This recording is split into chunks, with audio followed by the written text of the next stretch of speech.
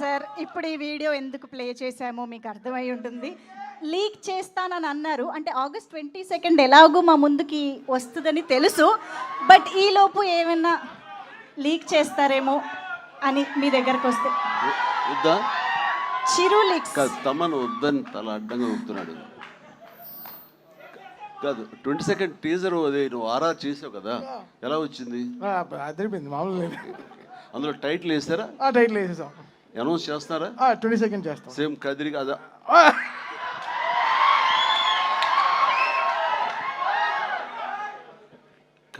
నేను ఎవరు